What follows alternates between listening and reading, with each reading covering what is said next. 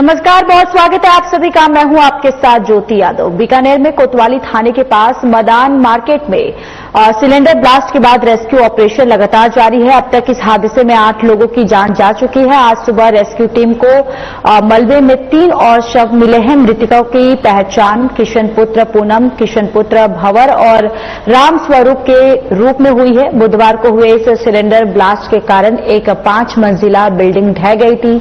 हादसे के तुरंत बाद 10 लोगों को अस्पताल भेजा गया था, जिनमें से 2 की मौत हो गई है। शेष 8 घायलों में से 4 गंभीर रूप से घायल हो गए थे, जिनका इलाज जारी है।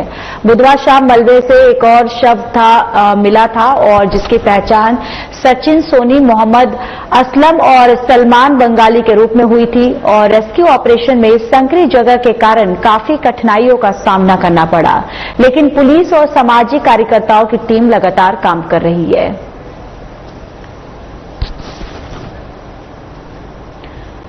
तो देखिए, गैस सिलेंडर फटने की वजह से यह हादसा हुआ है और मलबे से 3 शव जो है वो बरामद किए गए हैं। और देखिए, तस्वीरों में भी आप देख सकते हैं कि यहाँ पर रेस्क्यू ऑपरेशन जो है वो चलाया जा रहा है और सक्रिय जगह की होने की वजह से, जो कंजेस्टेड ये एरिया होने की वजह से यहाँ पर जो रेस्क्यू ऑपरेशन में काफी दिक्कतें आ रही हैं।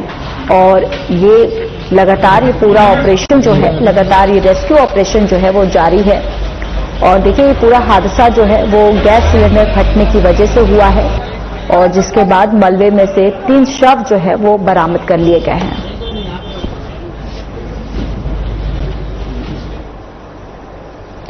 बीकानेर में कल गैस सिलेंडर फटने से हुई जनहानि पर सीएम भजनलाल शर्मा ने दुख जाहिर किया है। उन्होंने सोशल मीडिया अकाउंट एक्स पर पोस्ट शेयर किया है कि बीकानेर में कल गैस सिलेंडर फटने से हुई जनहानि का समाचार अत्यंत दुखद और हृदय विदारक है।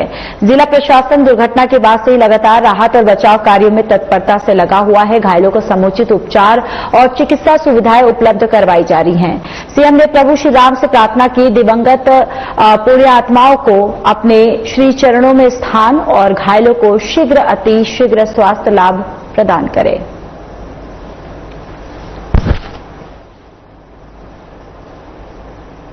भारतीय सेना की ओर से ऑपरेशन सिंदूर के तहत पाकिस्तान और पाकिस्तान अधिकृत कश्मीर यानी कि पीओके में आतंकी ठिकानों पर की गई सफल एयर स्ट्राइक ने देश भर में उत्साह का माहौल पैदा किया है। इस ऑपरेशन में सेना ने 9 आतंकी ठिकानों को नष्ट कर 90 से अधिक आतंकवादियों को मार गिराया, जो पहलगाम आतंकी हमले का मुंहतोड़ जवाब था। इस ऐतिहासिक सफलता को हनुमानगढ़ जिला मुख्यालय पर सूरतगढ़ रोड स्थित भारत सरकार रक्षा मंत्रालय की ओर से अनुमोदित गुड डे डिफेंस न्यू सैनिक स्कूल के विद्यार्थियों ने उत्साहपूर्वक मनाया। सैनिक स्कूल के बच्चों ने बड़े उत्साह और उमंग से मानव श्रृंखला में कतार बद्ध खड़े होकर खेल मैदान में विशाल रूप से ऑपरेशन सिंदूर और भारत माता की जय नाम अंकित किया। और सैनिक स्कूल छात्रों ने पहलगाम में आतंकी हमले में दिवंगत लोगों को श्रद्धांजलि अर्पित करते हुए ऑपरेशन सिंदूर की सफलता का जश्न मनाते हुए देश के जवानों को सैल्यूट किया।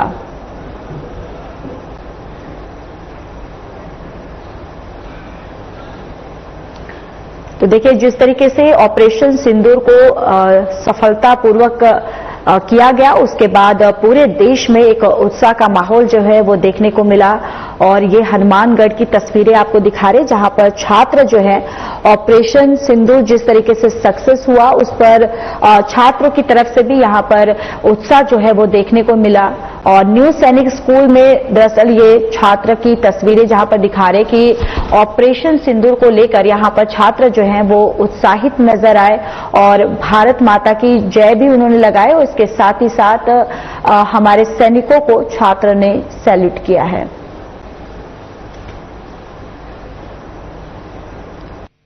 सेना के अदम्य साहस को आज गुड डे डिफेंस स्कूल और श्री कुशालता यूनिवर्सिटी के छात्र छात्राओं द्वारा सैल्यूट किया गया। ऑपरेशन सिंदूर के नाम से छात्र छात्राओं ने मिलकर एक क्यूब बनाई, जिसके अंदर सेना के अदम्य साहस की भूरी भूरी प्रशंसा की गई। और सभी राजस्थान नहीं, मैं कहूंगा पूरे भारत के निवासियों को ये मैसेज दिया गया कि हम सब सेना के साथ है और जो भी परिस्थिति इस समय आने वाले समय में आएगी, युद्ध की स्थिति हो या कोई भी स्थिति हो, उसका हम सब मिलकर पूरी तरह से सेना के साथ खड़े हैं और उनका हौसला बढ़ाने में किसी तरह से कोई कमी नहीं। गुड डे डिफेंस स्कूल के द्वारा ऑपरेशन सिंदूर, जो भारतीय सेना द्वारा भारत सरकार के आदेशानुसार पाकिस्तान में स्थित टेररिस्ट कैंप है, उनको नेस्तनाबूद करने के लिए जो ऑपरेशन सिंदूर चलाया गया मंगलवार की रात बुधवार की सुबह के दरमियान, उन सब के सेलिब्रेट करने के लिए आज गुड डे डिफेंस स्कूल सैनिक स्कूल सोसाइटी द्वारा अनुमोदित, जो मिनिस्ट्री ऑफ डिफेंस के द्वारा यह एफिलिएटेड है, उसके द्वारा एक सभी बच्चों के द्वारा खुशी से एक कार्यक्रम आयोजित किया गया, जिसमें ऑपरेशन सिंदूर का पूरा एक व्यू बना करके सभी बच्चों ने एक शानदार आकृति बनाई। इन सब बच्चों ने अपनी खुशी और अपने मोटिवेशन से यह कार्य किया। आने वाले समय में निश्चित रूप से ये जो हमारे बच्चे हैं अपने देश के लिए, देश की रक्षा सेवाओं में काम करने के लिए तत्पर हैं और उनमें इतना अदम्य साहस और खुशी उनके द्वारा जो हुई, उसको उन्होंने अपनी खुशी को गुड डे डिफेंस स्कूल के बच्चों के द्वारा, विद्यार्थियों के द्वारा प्रदर्शित किया गया।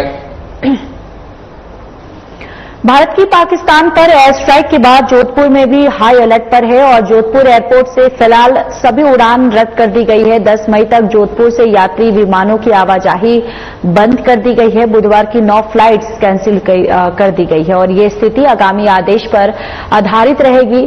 Jodhpur airport director doctor Manoj Uniyal ने बताया कि आज की सभी फ्लाइट्स कैंसिल कर दी गई है। यात्रियों को फ्लाइट कैंसिल होने का मैसेज भी भेज दिया गया है और इसके साथ ही एयरपोर्ट पर यात्रियों की मदद के लिए एक हेल्प डेस्क भी बनाई गई है, जो अनजाने में यहां पहुंचने वाले यात्रियों की मदद करेगी। इस अवधि के दौरान यात्रा के लिए टिकट ले चुके ग्राहकों को पुनर्निर्धारण शुल्क पर एक बार छूट या रद्दीकरण के लिए पूरी राशि रिफंड करने की पेशकश भी की जाएगी। ये है कि आपकी सारी सिविल फ्लाइट सस्पेंडेड है जोधपुर एयरपोर्ट से आज के लिए सिर्फ। और जहां तक पैसेंजर्स की बात है, पैसेंजर को ऑलरेडी एयरलाइंस के थ्रू सारे ऑनलाइन मैसेजेस चले गए हैं। मोस्टली पैसेंजर एयरपोर्ट नहीं आ रहे हैं। जो भी एयरपोर्ट आ रहे हैं उनके लिए हमने हेल्प डेस्क लगा दी है, उनका पूरा ध्यान रखा जा रहा है। उनको जो भी हेल्प चाहिए सारी की सारी एयरपोर्ट से मिल रही है। जोधपुर से कितनी फ्लाइट संचालित होती है? जोधपुर से 9 फ्लाइट संचालित होती है समर सीजन में। सारे पैसेंजर्स को इन्फॉर्मेशन चली गई है। सर ये एक दिन के लिए क्या है? अभी आज एक दिन के लिए है, अभी इंस्ट्रक्शंस एक दिन के लिए होना। तो सुरक्षा के लिहाज से अगर बात करें, किस तरह की चार्टों में व्यवस्था है? ये हमारी तरफ से सुरक्षा जो भी एयरपोर्ट की है हमने बढ़ा दी है। बाकी जैसे भी इंस्ट्रक्शंस होंगे उस तरह से हम काम करेंगे। अभी जो है पैसेंजर का पूरा ध्यान रखा जा रहा है।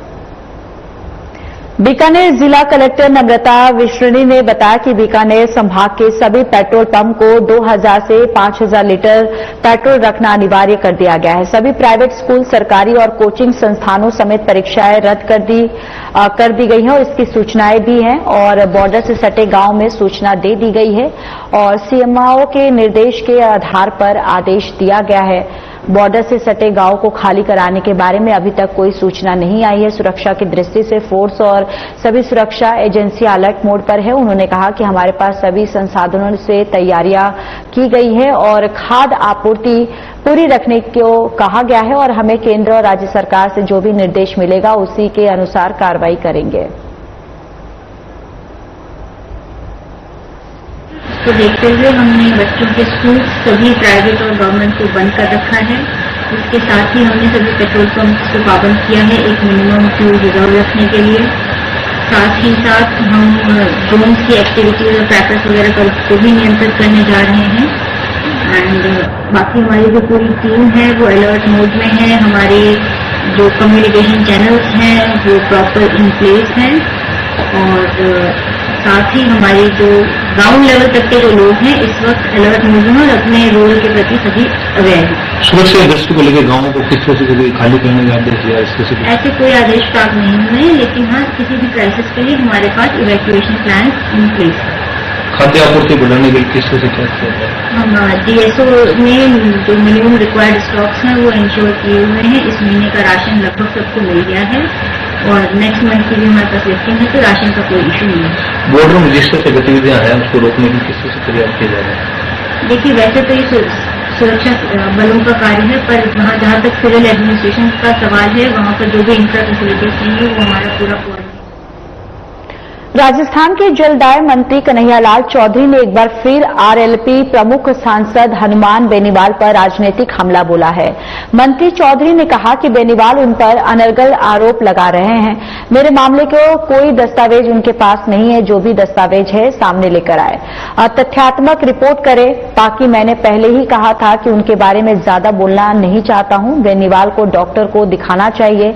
उनकी तकलीफ ये है कि जिस तरीके से आज नागौर के अंदर पिछले 10 सालों के अंदर जल जीवन मिशन से लेकर जो पानी राजस्थान कैनाल से आता था और जिस तरीके से लोग पानी यहां पर चोरी करते थे, और आपको बताते चले कि उसी के बौखलाहट है ये, और बेनीवाल झूठे आरोप लगा रहे हैं। ये बात मंत्री चौधरी ने टोंक शहर में सर्व समाज के निःशुल्क शादी समारोह में शामिल होने के दौरान कही।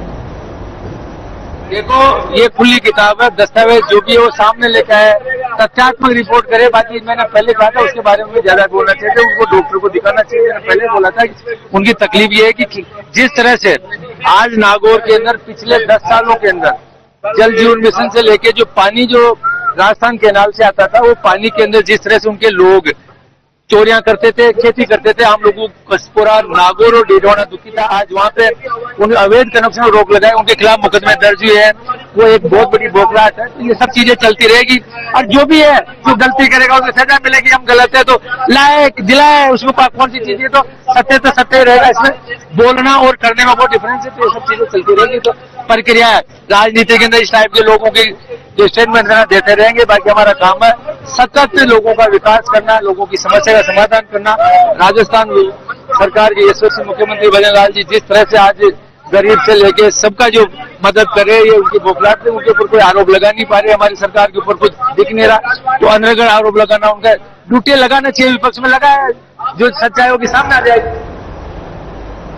टोंक में बुधवार रात ऑपरेशन ब्लैकआउट के तहत मॉक ड्रिल का सफल आयोजन किया गया। रात 8:45 में और 9 बजे तक पूरे शहर की लाइटें बंद रखी गई। तेज सायरन की आवाज के साथ ब्लैकआउट शुरू हुआ। शहर 15 मिनट तक अंधेरे में रहा। लोगों ने जिला प्रशासन के जारी दिशा निर्देशों का पालन किया। यह अभ्यास युद्ध जैसी आपात स्थिति में नागरिक सुरक्षा और बचाव तैयारियों की समीक्षा के लिए किया गया। ड्रिल का नेतृत्व जिला कलेक्टर सौम्या झा और पुलिस अधीक्षक विकास सांगवान ने किया।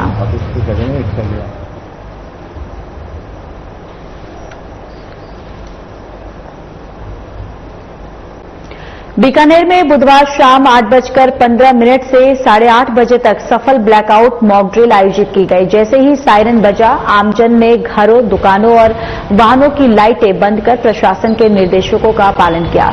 मुख्य सड़कों पर वाहनों की लाइटें भी बुझा दी गई। गंगा शहर और व्यास नगर, मुक्ता प्रसाद नगर सहित पूरे शहर और ग्रामीण क्षेत्रों में लोगों ने सक्रिय भागीदारी निभाई। कई व्यापारिक प्रतिष्ठानों ने निर्धारित समय से पहले ही दुकानें बंद कर दी। इस अभ्यास का उद्देश्य युद्ध जैसी स्थिति में नागरिकों की तत्परता और सहयोग की समीक्षा करना था।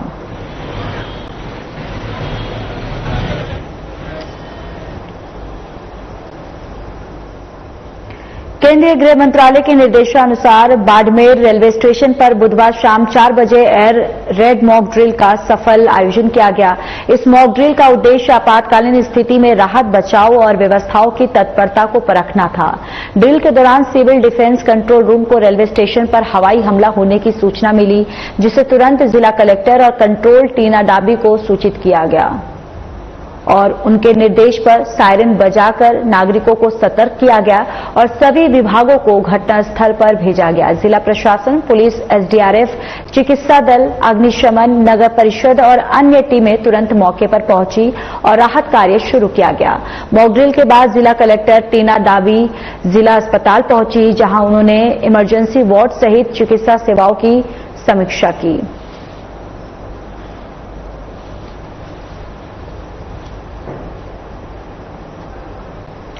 तो तो वहीं जोधपुर में ऑपरेशन सिंदूर से उत्पन्न परिस्थितियों के मद्देनजर जिला प्रशासन ने एक अहम निर्णय लिया है। बुधवार रात 12 बजे से गुरुवार सुबह तक पूरे शहर में ब्लैकआउट किया गया। जिला कलेक्टर गौरव अग्रवाल ने इस निर्णय की जानकारी दी है और बताया कि सुरक्षा को ध्यान में रखते हुए ये कदम उठाया गया। साथ ही एहतियात के तौर पर गुरुवार 8 मई को जोधपुर के सभी स्कूलों और कॉलेजों में अवकाश घोषित किया गया है। पुलिस प्रशासन भी ब्लैकआउट की सख्ती से पालना करवाया और डीएसपी पश्चिम राजश्री राज वर्मा और डीसीपी पूर्व आलोक श्रीवास्तव अपने क्षेत्र में गश्त पर थे और पुलिस की गाड़ियों से मुनादी करवाई जा रही है। इस दौरान वरिष्ठ प्रशासनिक अधिकारी जयपुर से स्थिति की निगरानी कर रहे हैं।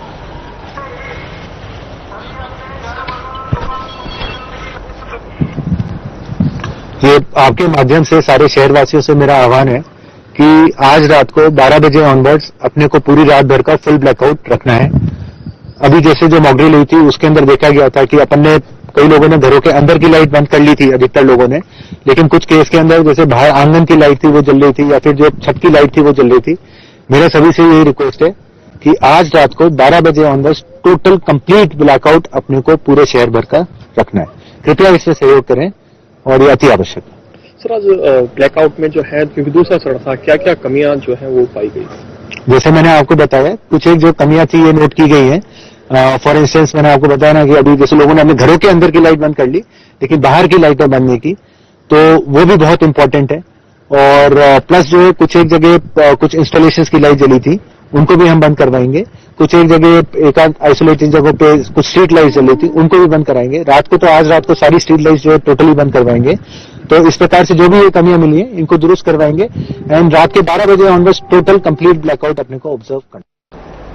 सीआईडी अपराध शाखा के 195 पुलिस अधिकारियों और कर्मचारियों को आमेर रोड स्थित जल महल के पास सीआईडी सीबी लाइन में आयोजित पुलिस अलंकरण समारोह में सम्मानित किया गया। इस सम्मान समारोह में मुख्यमंत्री सराहनीय सेवा पदक, राजस्थान पुलिस सेवा पदक, उत्कृष्ट और अति उत्कृष्ट सेवा पदक और उत्तम सेवा चिन्ह दिए गए। अतिरिक्त महानिदेशक पुलिस दिनेश एमएन ने इस मौके पर 6 पुलिस अधिकारियों और कर्मियों को मुख्यमंत्री सराहनीय सेवा पदक, 1 को राजस्थान पुलिस सेवा पदक, 8 को अति उत्कृष्ट सेवा पदक, 9 को उत्कृष्ट सेवा पदक, 27 को सर्वोत्तम सेवा चिन्ह, 32 को और उत्तम सेवा चिन्ह और 112 पुलिसकर्मियों को उत्तम सेवा चिन्ह दिए गए।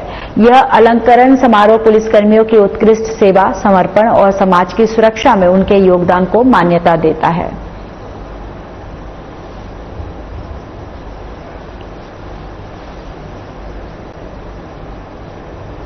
डूंगरपुर बागीदौरा विधायक की बर्खास्तगी की मांग को लेकर बीजेपी कार्यकर्ताओं ने तहसील चौराहा पर जोरदार प्रदर्शन किया। इस मौके पर बीजेपी समर्थकों ने बाप पार्टी की पहचान, काली गाड़ी काला धन के नारे लगाए और भारत माता की जय के उद्घोष के साथ 500 से अधिक कार्यकर्ताओं ने मानव श्रृंखला बनाई। प्रदर्शनकारियों का कहना था कि बागीदौरा विधायक के खिलाफ गंभीर आरोप है और उनकी बर्खास्तगी की मांग भी की जा रही है। इस दौरान पुलिस का भारी बंदोबस्त रहा और कोतवाली पुलिस मौके पर मौजूद रही। बीजेपी प्रत्याशी बंशीलाल कटारा, नगर परिषद सभापति अमृत कलासुआ और डूंगरपुर विधानसभा क्षेत्र के बीजेपी समर्थित सरपंच भी प्रदर्शन में शामिल हुए। उन्होंने विधायक के खिलाफ कार्रवाई की मांग की और प्रदर्शन को शांतिपूर्ण तरीके से पूरा किया।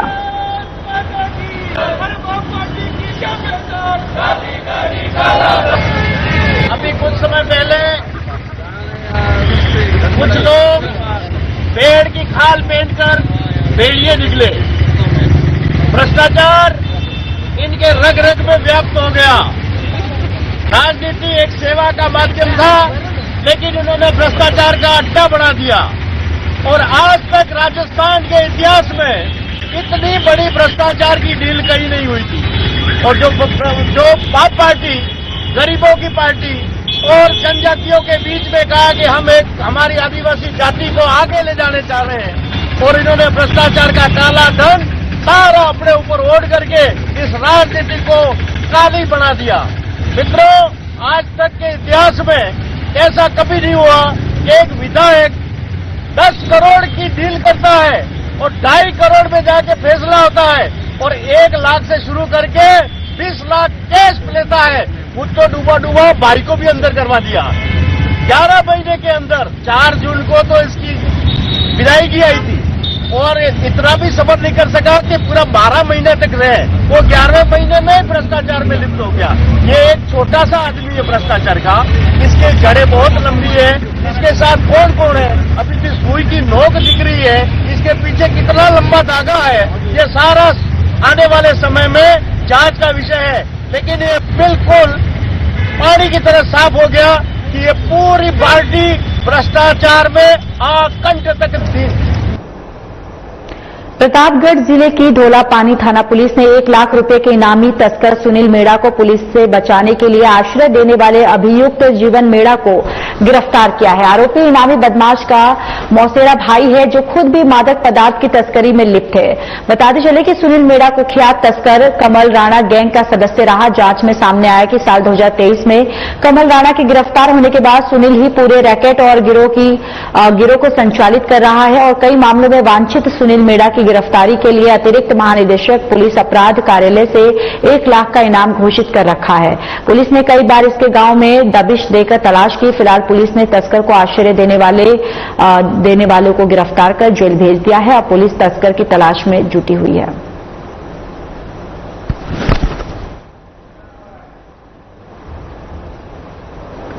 अलवर जिले की थाना सदर पुलिस ने डिलीवरी बॉय से लूट के 3 आरोपियों को गिरफ्तार कर एक नाबालिग के निरुद्ध किया है और इनके पास से पुलिस ने लूटी गई 35,000 रुपए की घड़ी बरामद कर ली है।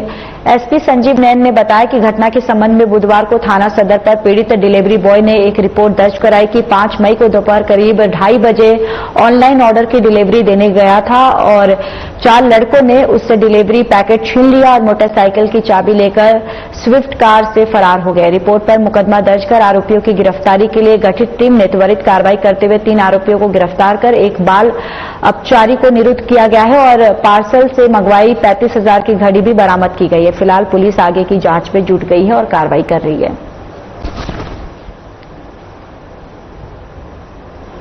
झालावाड़ जिले की थाना कोतवाली पुलिस ने 5,000 रुपए के इनामी most wanted history sheeter Neeraj उर्फ मोन्टू को गिरफ्तार किया है।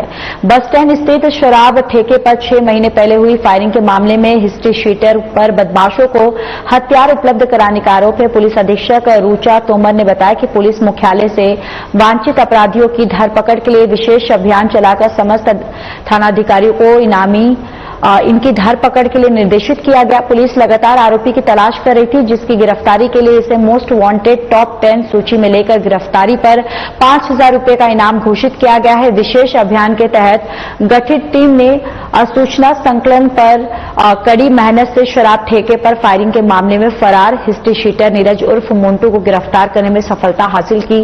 फिलहाल पुलिस आगे की जांच में जुटी है।